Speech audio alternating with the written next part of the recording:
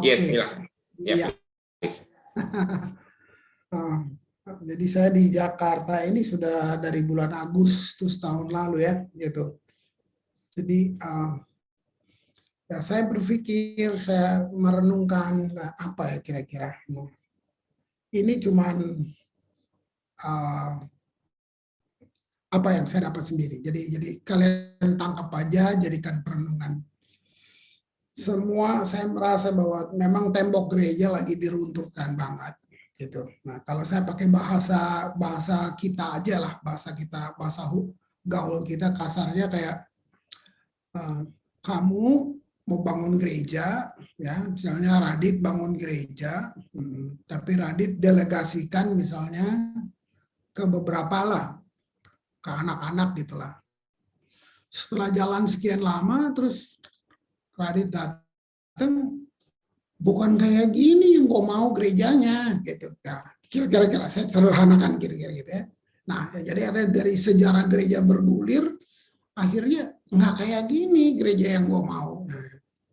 Nah, jadi kasarnya ini sekarang kayak diruntuhin. Coba, mau bilang apa? Mau bilang karena lu paling hebat, lu paling paling jago di mimbar katanya.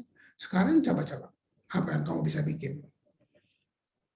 Wah, jadi saya sendiri mau pulang ke Ambon, bikin apa gitu? Mau pulang ke Ambon, Bang. Kok kita nggak bisa kumpul gitu? Nah, saya sendiri tinggalnya dalam gereja gitu, gitu. Di kamar cuman satu kamar tidur gitu, mau gimana coba gitu, gitu. Staff tiap hari cuma 3 orang yang datang gitu. Ya udah meeting juga jadi udah mendingan saya di Jakarta, jadi semua bisa lewat Zoom, bisa semuanya. Tapi itu yang bikin saya terus bertanya. Nah, sekian bulan saya kayak benar-benar mendefinisi banyak hal, definisi ulang. Nah, karena ini ngomong-ngomong dengan David, terus kita sampai di hari ini, kalau bilang kunci Daud gitu, semua pasti apa kalian banyak tahu lah tentang Daud dan semua. Saya juga baca, buat saya memang tulisan tentang Daud banyak banget yang saya baca gitu. Nah, sampai Daud Nabi Tupulu juga gue baca bukunya gitu. Nah, gitu. Nah, apa yang saya bisa bilang dengan keadaan kondisi kayak gini, dengan keadaan gereja, lalu kita tuh mesti ngapain sih gitu, gitu. Kita mau cari apa sih gitu? Coba ibadah gereja ya, coba kalau kamu ibadah, nah dulu kita mau keluar malu lah, paling alasannya kita mau ke toilet kan gitu. Nah, sekarang dengan Zoom gini coba kamu lihat, begitu mereka nggak suka, dia geser jari ya, udah pindah gereja tuh. Nah, gitu. Ya kan, dengan kita Zoom gini, dia geser jari, udah pindah gereja, selesai banget gitu. Jadi benar-benar kita semua diuji, pengajaran kita diuji, apa semuanya kita diuji gitu. Nah, saya mau mulai dengan ini karena kita bilang ya, kunci Daud ya gitu. Nah, kunci Daud itu apa sih? Nah, ini statementnya. Kunci Daud lah yang membuka pintu hadiratnya gitu.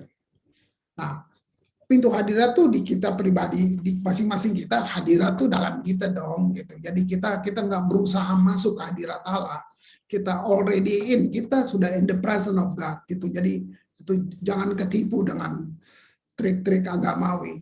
Nah, tapi yang saya maksud di sini ini dalam skala yang besar, dalam skala tuayan, dalam segala dalam apa ya kalau bilang agendanya Tuhan yang mau datang ini, kunci Daud yang akan buka pintu itu. Gitu. Saya mulai dengan ini. Semua tulisan teologi terhebat sekalipun, gitu. Semua hikmat manusia sekalipun, nggak bisa menyingkapkan betapa luasnya ya kebaikan dan kelayakan Tuhan untuk disembah. Mau apapun, gitu. Gitu. Kalau saya coba ikut-ikut dengar, ya justru para teolog itu malah makin angkuh, makin merasa lebih tahu, makin merasa semuanya gitu. Gitu. Seorang Daud yang tidak berpendidikan, nah, ada yang bisa kasih tahu saya dia belajar sastra di mana, gitu. Nah, tolong kasih tahu aja gitu. Tapi bagaimana Mazmur Daud ini, mazmurnya bisa mempengaruhi seorang yang paling pandai seperti Paulus, bisa menginspirasikan Paulus, gitu. Nah, itu kan yang saya bilang, gitu. Ada knowledge, ada revelation, itu beda. Injil itu tentang pewahyuan, Injil bukan tentang pengetahuan, gitu. Jadi ketika kita mengerti keindahan, gitu, keberhargaan Yesus, gitu ya, gitu. Kita penyembahan pribadi kita dan nilai kita untuk apa ya? Itu langsung berubah. Kalau orang bilang gini, penyembahan itu bagian dari hidup kita. Itu kamu cacat. Penyembahan bukan bagian dari hidup kamu. Itu the whole life kamu. Worship itu the whole life, bukan bagian dari hidup kamu.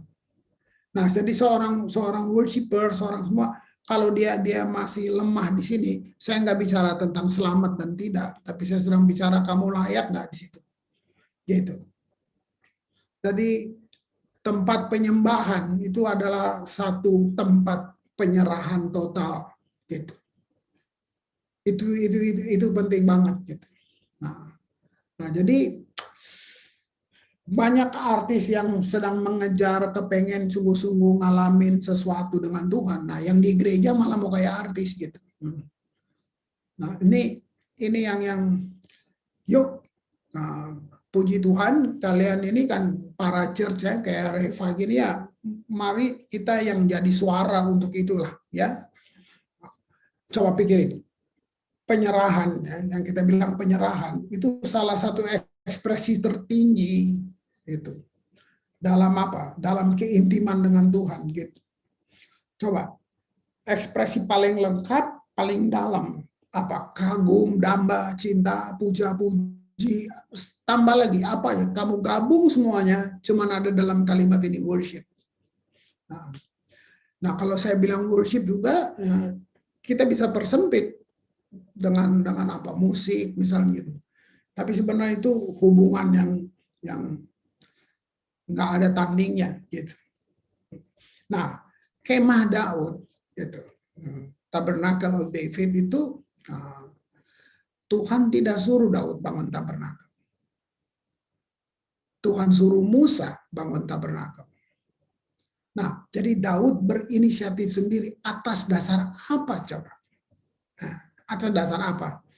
Nah, sebelum Daud jadi raja, saya jelasin dulu. Nah, Daud seorang penyembah.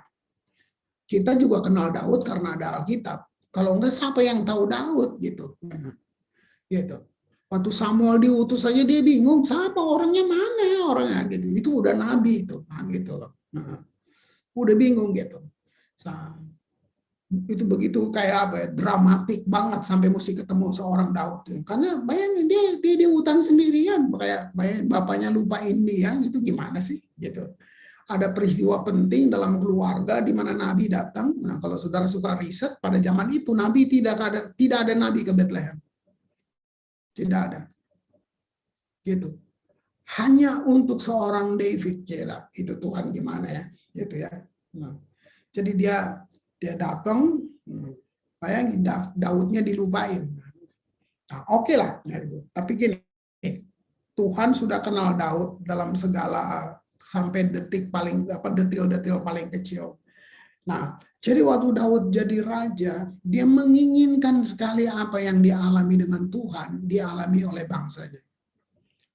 Nah, dorongan terbesar dia untuk itu terjadi bahwa sebelum dia jadi raja, dia juga menonton. Jadi Israel itu satu bangsa kecil, dikelilingi oleh bangsa-bangsa yang barbar, yang mereka ditindas terus nggak habis-habisnya gitu.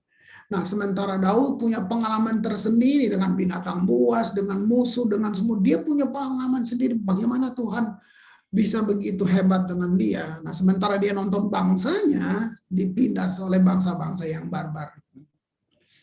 Nah, sekali lagi coba kalian, dari mana Daud belajar semuanya itu, gitu. Itu saya belum ketemu ya, saya belum ketemu literatur tentang itu. Tapi begitu dia diraja, cuman ini yang dia inginkan. Dia ingin bangsanya mengalami apa yang dia alami. Nah, atas dasar itu dia bangun Tabernacle of David itu. Nah, itu dasarnya dia bangun. Dia cuma kepingin bangsanya mesti ngalamin apa yang ada. Bedanya dengan Saul. Saul cuma raja. Sebab itu waktu dia jadi raja, keangkuhan, apa semua ada di dia. Gitu. Nah, Daud sebelum dia jadi raja, dia jadi penyembah. Nah, jadi waktu dia jadi raja, ada keinginan lebih tinggi dari hanya jadi raja. Dia ingin bangsanya seperti dia, mengalami apa seperti dia. Apa sih yang Daud alami? Kalau saudara suka belajar bagaimana dialog dia dengan Saul waktu Goliat menghina bangsanya. Gitu. Bayangin. Kamu siap ngalahin orang ini? Nah, itu karena kayak Saul meragukan kompetensinya seorang David karena memang dia kecil, nggak memenuhi syarat dalam banyak hal gitu. Waktu Goliat meragukan itu, kalau saudara lihat bagaimana Daud jawab, sebab aku biasa ditolong Tuhan. Aduh, kalimat itu buat saya, Tuhan, bagaimana ya kalau kita bisa senantiasa itu di dalam kita, bahwa sebab aku biasa ditolong Tuhan. Gitu. Tahu enggak bahwa apa yang bikin ketakutan Israel? Karena strategi musuh berubah. Israel nggak pernah kalah loh. Saul tuh memang hebat. Saul tuh pemimpin perangnya hebat. Kalah, semua musuh kalah aja gitu. Ya tentu dia disertai Tuhan, itu alasannya. Tapi kali ini sistem perangnya dirubah, strateginya dirubah. Mereka nggak perang datang berkelompok gitu. Tiba-tiba di perubahan apa ya? Hutan lembing terjadi gitu, seperti lembah Tarbamping jadi hutan lembing. Pasukan Israel sudah siap, ternyata strateginya dirubah. Musuh bilang begini, satu-satu maju. Wah, itu mereka nggak punya persiapan untuk itu. Ayo satu-satu gitu. Berdirilah Goliat, jangan enam hasta, jangan segalanya. Itu strategi perang dirubah, mereka lumpuh 40 hari. Nah, kamu lihat itu. Loh, mereka punya Tuhan kan? Ya, kalau lihat itu. Mereka punya Tuhan. Nah, Daud datang. Bayangin. Itu kalau baca, kalau lihat dialognya dengan Saul, kayak Saul meragukan sekali. Kalau saya pakai bahasa sekarang, kira-kira, kamu tamatan Akabri mana? Nah, pernah di mana?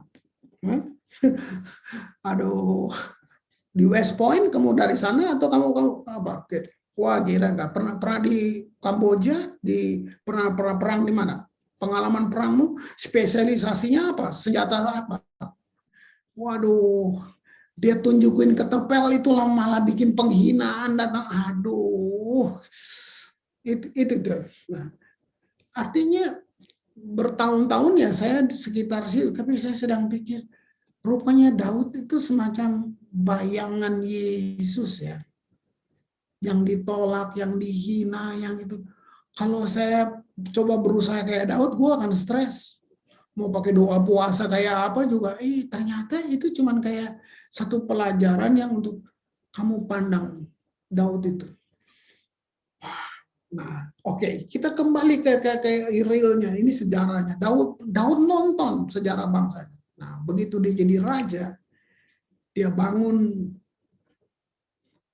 kemah Daud itu. Apa yang dia bangun kemah Daud? Di dalam kemah Daud ada 3 hal di situ. Dia bangun, pertama kerajaan itu, yang kedua unsur di dalam kemah Daud itu otoritas, dan yang ketiga kemuliaan. Jadi 3 ini, bayangin, otoritas, ya, kerajaan, kemuliaan, otoritas. Begitu Daud bangun kemah itu, apa yang pertama dia buat? Dia melanggar semua peraturan keimamatan. Makanya saya lupa, di salah satu literatur itu, ini para teolog yang ngomong. Mereka ngomongnya gini, kenapa Tuhan tidak bunuh Daud ya? Gitu. Nah, sadar ya, mereka memang jago ngomong para teolog itu begitu. Kenapa Tuhan tidak bunuh Daud? Karena dia melanggar semua peraturan. Dia bikin yang Tuhan tidak suruh. Dia bikin yang Tuhan tidak suruh. Bayangin. Dan ini hal yang paling kudus yang dilanggar adalah korban penghapus dosa yang dibilang korban darah itu, darah binatang, diganti dengan sacrifice of praise, korban pujian. Itu memang risikonya mati kalau kita baca baik-baik. Wih, gila ini bagaimana ini orang berani-berani kayak gini. Nah, sekitar 14.000 penyanyi dia latih siang dan malam, dia latih, jadi dia mempersiapkan dulu sampai dia bangun itu. Nah, katakan dia nggak butuh yang lain, dia cuma butuh tabut perjanjian. Nah, kalau saya pakai bahasa langsung aja lah, itu 2 juta orang lebih, satu bangsa, satu negara. Dia cuma panggil, mari, this is God, worship. Dia langgar semua peraturan. Tapi dia melatih dulu para pemuji ini. Nanti di kitab Samuel lain waktu lah saya bahas. Dari 5 kitab Pentatuk pertama, kata anak Ben itu muncul di kitab Samuel itu. Nah, anak Ben itu tahu siapa mereka? Semuanya nabi. Wah, makanya Saul sampai kena transfer itu, sampai dibilang, jangan, apakah Saul juga nabi? Itu kenapa waktu dia berjumpa dengan anak-anak Ben yang turun gitu dari gunung. Nah, jadi saya mau seperti membagi ini bahwa kalau kita bangun tim worship, mantel kalian udah prophetic, udah nggak ada ceritanya gitu. Itu mantel kalian udah gitu, nggak usah bikin kartu nama, nggak usah gitu ya kan, gitu. Tapi itu sudah mantel kamu. Nah, persoalannya tinggal bagaimana manifestasinya. Nah, oke, ini masih perjanjian lama ya. Katanya perjanjian lama tuh kenapa? Perjanjian lama itu realitasnya di luar. Di luar. Jadi gini, dulu kita nggak kenal pribadi Roh Kudus, apalagi Yesus kan belum gitu. Jadi semuanya di luar. Sekalipun hebat itu nabi-nabi semuanya, termasuk Daudnya, tapi realitasnya semua di luar. Nah, di perjanjian baru, realitasnya di dalam kita. Christ in me, the hope of glory. Yesus di dalam, Roh Kudus di dalam gitu. Pertanyaannya, kenapa kita nggak memanifestasikan kemuliaan Allah seperti yang dilakukan mereka di perjanjian lama? Jawabannya karena kita hidup dengan dengan imitasi. Nah, ini persoalannya gitu. Setiap kali saya kalau ngomong ini di gereja, banyak gereja itu WL benci banget sama gua gitu. Ya sudah, nggak apa-apa gitu. Ini poinnya tuh. Jadi bayangin, Daud ini seperti seorang perjanjian lama yang hidup dengan revelation perjanjian baru. Jadi puncak dari kasihnya Daud dengan pewahyuan yang dia dapat, yang dia miliki tentang penyembahan gitu. Keinginannya untuk lihat Tuhan dihormati. Nah, itu.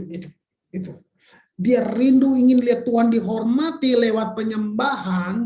Itu yang bikin dia bangun Tabernacle of David. Waktu Israel mulai itu, saudara lihat, itulah pertama kali dalam perjanjian lama satu bangsa dipimpin oleh penyembahan. Nggak dipimpin oleh kekuatan militer, nggak dipimpin oleh kekuatan politik, ekonomi, pertanian. Nggak. Israel menjadi bangsa penyembah. Bayangin 24 jam siang dan malam itu doa penyembahan. Itu terjadi cuma waktu Daud. Nah, tercatat bilang Daud menyenangkan hati Tuhan 33 tahun lebih. Apa yang terjadi? Makanya manifestasi bukan ngomong, manifestasi bukan tulisan, itu manifestasi kemuliaan itu termanifestasi. Semua bangsa ketakutan, tunduk.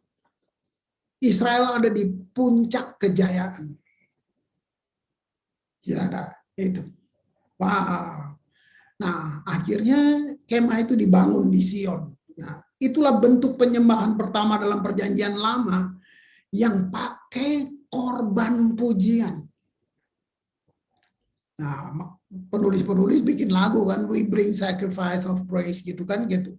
Itu menggantikan korban binatang gitu. Wah, dan hal itu kayak gini, kalau orang pacaran gitu, kayak kamu mampu mencuri hati dia sampai dia mau sama kamu. Jadi kayak Daud memikat hati Tuhan. Waduh, gitu.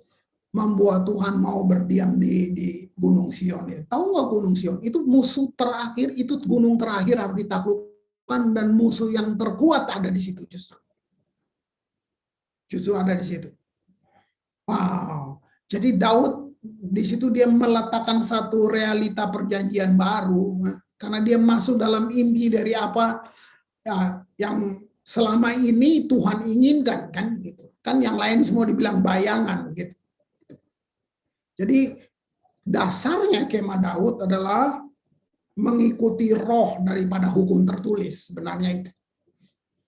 Kalau kalian riset ya, saya lupa karena ini saya udah 8 tahun lalu kali saya bacanya, ya dia bilang itu ibadah Daud di kemah Daud, nubuatan mengalir seperti orang bernafas.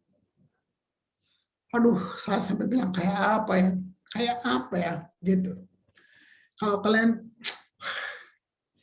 saya kebayang tuh Tuhan lihat apa yang Daud buat sampai bagaimana ya. Nanti kita belum sampai di kunci, kita masih bahas dulu ini ya gitu. Galatia 5 ayat 18 gitu. Ya. Akan tetapi jikalau kamu memberi dirimu dipimpin oleh Roh. Lihat ini. Jadi soal dipenuhi Roh Kudus, oke. Kita tahu itu kebutuhan kita. Tapi pertanyaannya, ini buat kayak yang karismatik, Pantekosta, heranlah ini nih. Coba pikirin baik-baik, apakah kita dipimpin oleh Roh gitu. Lalu bilang, maka kamu tidak hidup di bawah hukum Taurat gitu. Tapi kalau Roh Allah memimpin kalian, yang di bahasa Indonesia masa kini ya, kalian tidak dikuasai oleh hukum agama. Nah, sorry gereja, saya mesti jujur bahwa inilah yang menghalangi, yang sering yang kita bilang hadirat Tuhan, imitasi mana gitu. Aduh, sayang banget gitu. Musuh Roh Kudus yang agama udah titik gitu. Musuh Roh Kudus ya itu gitu. Nah, lihat Daud, coba imam, raja, dan nabi. Bukan ini wahyu perjanjian baru kalau saudara tahu gitu. Jadi kemah Daud itu sebenarnya realita hatinya dia. Bayangin, waktu dia bilang aku biasa ditolong Tuhan. Itu gimana ya? Itu di mana semua orang kayaknya langka banget, susah banget gitu. Bagi Daud, nah, apa profesinya apa coba? Anak band, bayang, nggak ada yang lain. Coba dipanggil Saul di sana ngapain? Ya main band. Waktu Saul kesurupan gitu, nggak tahu mau ngapain, ya Daud yang musik. Nah, dibilang Daud petik kecapi, roh jahat keluar gitu. Nah, kita ini nanyanya itu kecapi beli di mana tuh? Nah, kita nanyanya gitu. Itu mereknya kecapinya apa ya? Katanya, itu lucu nggak? Kita risetnya ke sana gitu.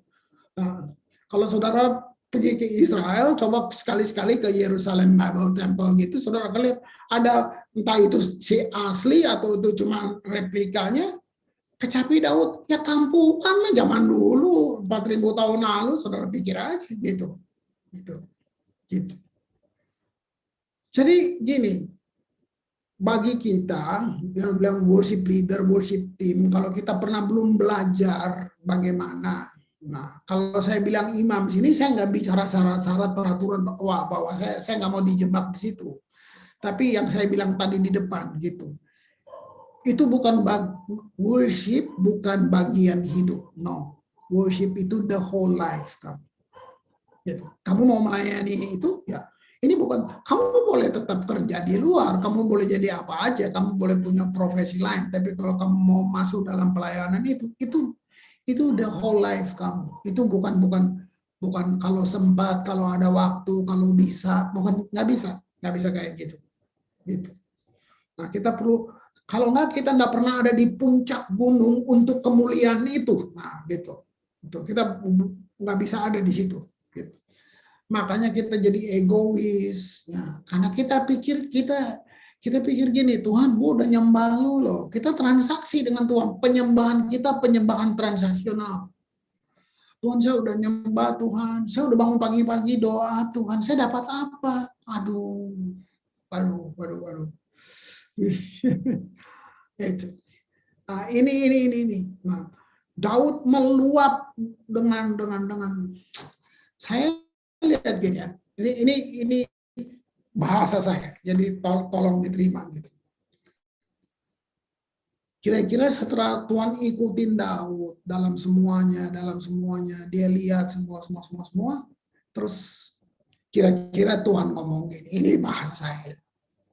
Dia bilang, entar kalau waktunya anak saya Yesus datang dari surga, ya, dia pakai nama Luut, nah, nanti namanya Kristus anak Daud. Nah, aduh,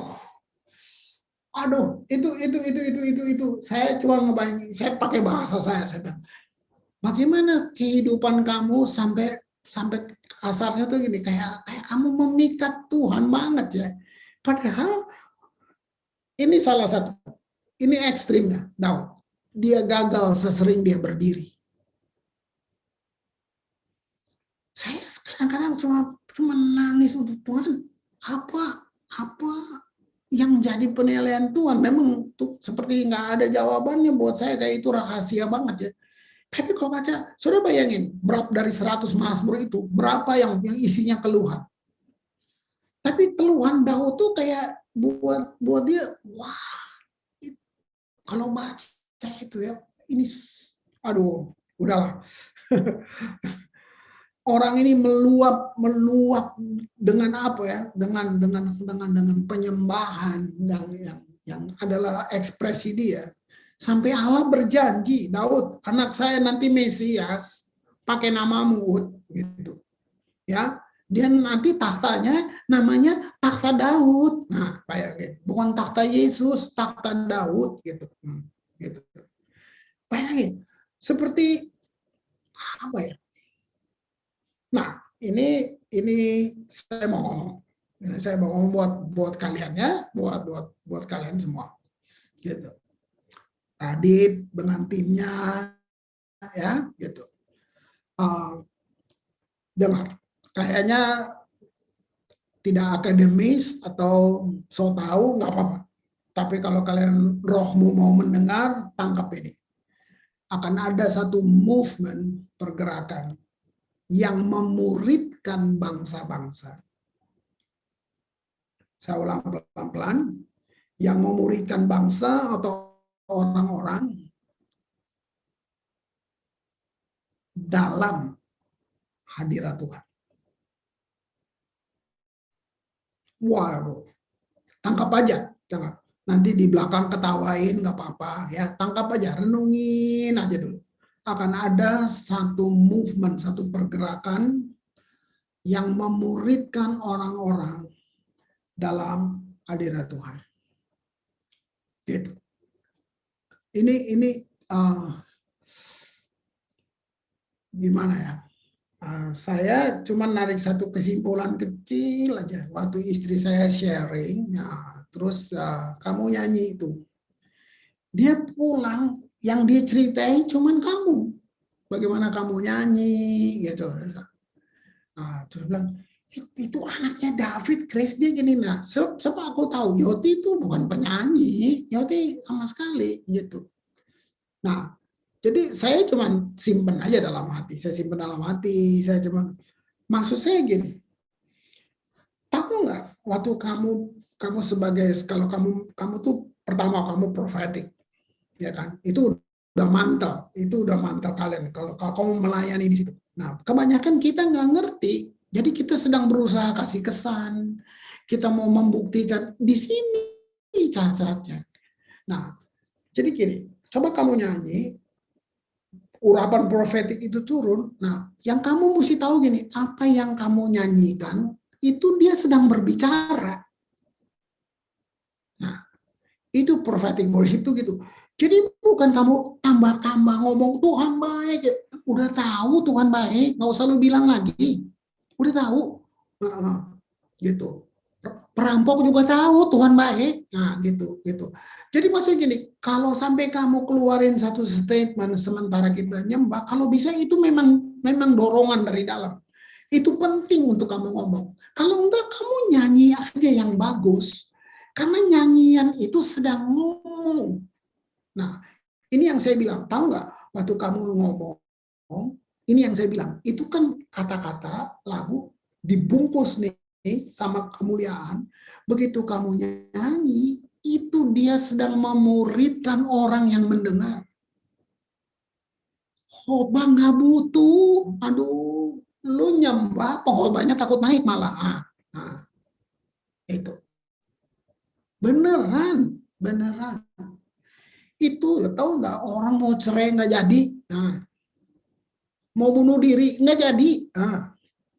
Itu artinya satu penyembahan kamu udah ngalahin 100 khotbah yang bagus.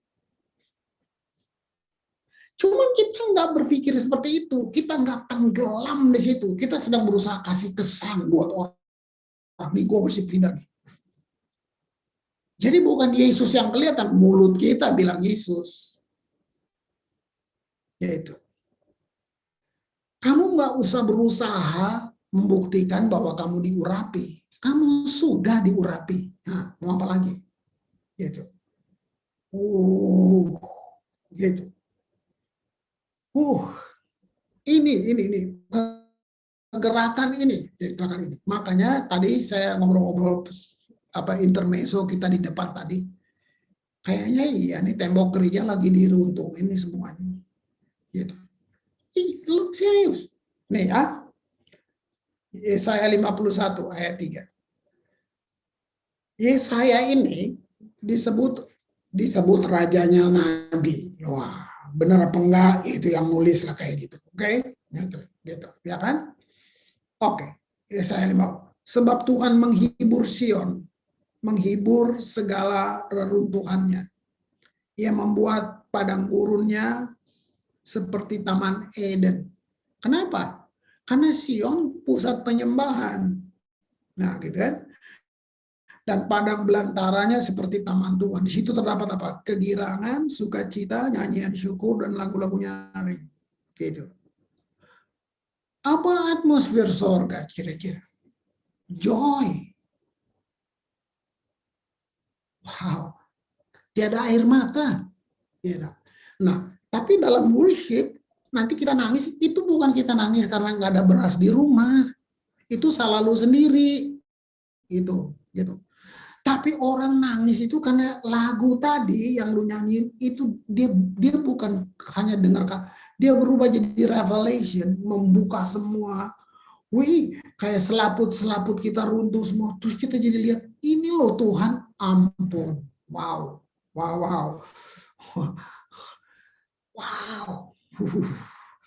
Ini ayat dasar dari pergerakan penyembahan ini. Paralelnya tuh di 1 Petrus 2 ayat 5. Biarlah kamu juga dipergunakan sebagai batu hidup untuk pembangunan suatu rumah rohani. Artinya gini, ini yang bikin lu beda sama pemain band yang di luar sana, gitu. Karena kamu batu hidup yang digunakan sebagai rumah rohani. Ini apa? Ini profetik, bro. Ini, gitu. Imamat kudus, mempersembahkan persembahan rohani yang karena Yesus Kristus berkenan kepada Allah. Aduh. Gitu. Nah, kita kasih kesan ke orang, ke jemaat. Buat apa? Gitu. Nah, sekarang lihat, ini nubuatannya Amos. Ini Amos. Ya, dia nubuatan tentang kemah Daud. Amos 9 ayat 11. Pada hari itu, Amos bilang pada hari itu, aku akan mendirikan kembali. Jadi pernah ada, terus Tuhan bilang, aku mau bikin lagi kembali. Pondok Daud yang telah roboh. Aku akan menutup pecahan dindingnya dan akan mendirikan kembali reruntuhannya. Aku akan membangun kembali seperti di zaman dahulu kala. Gini, Berarti dia pernah hilang, terus Tuhan kayak nggak punya lagi yang kayak gitu. Tuhan tunggu sejarah bergulir, generasi demi Tuhan kok mana ya gitu. Nah, terus Tuhan kayak dia memutuskan, gue mau bangun lagi nih, gitu. Nah, ini di Amos diulang nanti di Kisah Rasul, tapi ada yang hilang. Saya makanya sengaja baca Amos dulu, ya, gitu. Ayat 12, Amos 9 ayat 12 bilang begini. Supaya mereka menguasai sisa-sisa bangsa Edom. Kenapa ini dipilih? Kenapa bangsa ini disebut ya? Berarti ada satu target gitu. Siapa Edom? Edom itu ya bayangin keturunan Esau. Esau kawin sama anaknya Ismail, lahir bangsa-bangsa ini nih, Edom. Kamu lihat ya, saya nggak mau bacot tadi bahwa akan ada satu pergerakan di mana satu pemuritan yang terjadi, orang dimuridkan dalam hadirat Tuhan.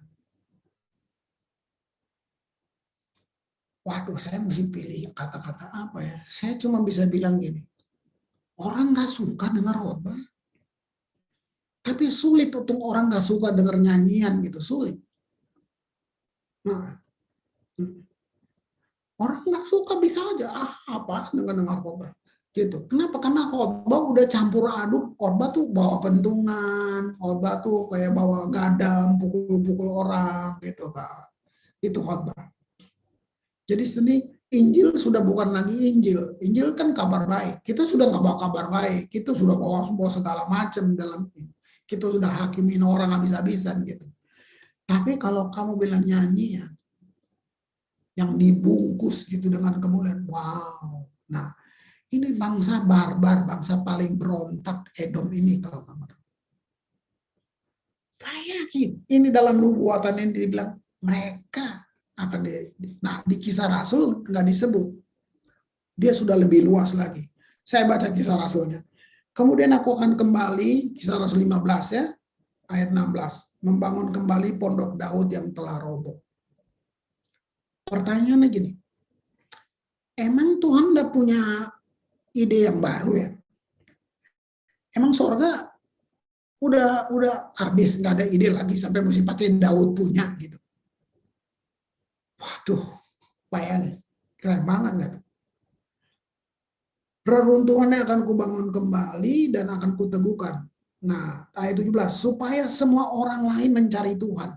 Nah, di Amos tadi bangsa Edom, di Kisah Rasul begini, segala bangsa yang tidak mengenal Allah. Ampun. Nggak dibilang ada KKR di lapangan, lalu pendeta ini berkhotbah. Nggak ada.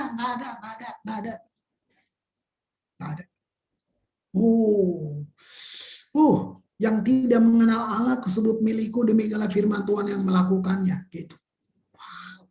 Ini perkataan profetik loh. Ini ayat paralel ini yang seharusnya jadi dasar di mana kita berdiri, kita jadi bagian apa tuh?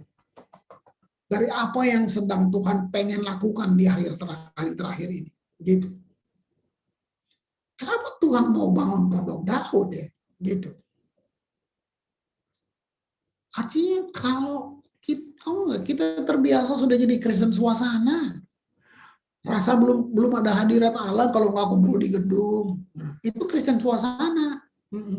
Gitu. Kalau nggak hari Minggu, nggak kuat hadiratnya. Itu Kristen suasana semua. Gitu. Sekarang semua di rumah kan masih bisa nggak lu dengan hadirat Tuhan? Coba lihat itu. Wih. Nah, sekarang kita ke kunci deh langsung. Yesaya 22. Yesaya 22 ayat 22. Gitu. Karena gini, Daud yang menemukan kunci ini, yang dengannya nanti kita akan ubah dunia ini. Sebelum saya baca, dengar dulu. Daud kan dapat nubuatan, Daud dapat penglihatan, Daud dapat dia dapat, tapi gini, dia tidak menggenapi itu. Semua nabi bernubuat di Alkitab. 30% isi Alkitab nubuatan. Dan nabi-nabi yang bernubuat yang dapat penglihatan, mereka udah mati semuanya. Udah mati. Lalu, nah kita sekarang hidup di zaman untuk menggenapi nubuatan-nubuatan itu. Nah, itu. Jadi kalau orang nggak suka Radit, nggak apa-apa, Dit. Orang juga yang nggak suka, ya ampun. Lu nggak minta beras kan sama dia? Udah. Aduh, ya kan? Kalian semua gini nggak usah takut, ya ampun. Pasti gitu. Tahu? Ini aku kita ini hidup di zaman untuk menggenapi semua nubuatan nabi-nabi itu yang nggak lihat, cuman bisa bernubuat doang. Nah, salah satunya Yesaya 22 ini, ayat 22, aku akan menaruh kunci rumah Daud ke atas bahunya. Apabila membuka, tidak ada yang dapat menutup. Apabila menutup, tidak yang dapat membuka. Wih, ini yang saya bilang tadi. Tadi pertama kerajaan, kedua otoritas. Jadi bayangin, gitu kan? Gitu. Kamu nyanyi sendiri pakai piano, ya biasa aja, iya biasa. Tapi di kandungan di dalamnya itu otoritas. Wow. Wow. Kalau kamu buka, nggak ada yang bisa tutup. Kamu tutup, nggak ada yang bisa buka. Gitu. Hikmat dunia dikalahkan oleh hikmat dunia. Kamu nonton di TV tiap hari, lu lihat orang berkelahi berdebat, itu yang saya bilang hikmat dunia dikalahkan oleh hikmat dunia. Ini bilang gini, ini bilang ini. Hikmat dari Tuhan, nggak ada yang bisa kalahin itu.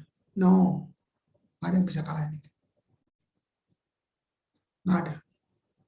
Nggak ada satu filosofi dunia bisa mengalahkan seorang tukang ikan uneducated, tukang ikan bodoh seperti Petrus. Nggak ada filosofi. Kamu lihat hebat nggak? Cocok pikir. Tuhan itu mau cari murid. Ya, ini kan kalau secara logik kan Tuhan mau cari murid. Mestinya dia ke Yerusalem Bible Temple. Dia nanya ke ahli-ahli itu, di mana murid terbaik sini saya mau pakai. Ngapain dia ke tepi danau pilih tukang ikan bego gitu, katanya gitu. Ini yang gua suka Tuhan. Oh Tuhan tuh ampun, keren abis, keren abis. Ya kan? Coba lihat perkataannya Petrus di hari tua. Coba. Makanya saya bilang, tukang ikan itu loh. Kamu telah ditebus dari bukan dengan barang yang fana. Gitu. Bukan dengan emas perak. Bayangin, itu bayangin Petrus. Nah, Yesus pegang kuncinya Daud. Aduh, ini nih, gua bingung. Nah, Wahyu 3 ayat 7. Tuliskanlah kepada malaikat jemaat di Philadelphia. Inilah firman dari yang kudus, yang benar, yang memegang kunci Daud. Ampun. Apabila yang membuka tidak dapat menutup, apabila menutup tidak dapat membuka. Gitu. Nah hari ini kita yang dengan Yesus, Christ in me, the hope of glory, Yesus di dalam kita, semua kita dipanggil untuk melakukan kehendak Allah di bumi melalui connected, hubungan, atau kata worship itu intimacy, nggak ada yang lain. Gitu. Saudara dan saya punya kemampuan untuk membuka bumi dengan punya kunci itu. Wah. Luar biasa.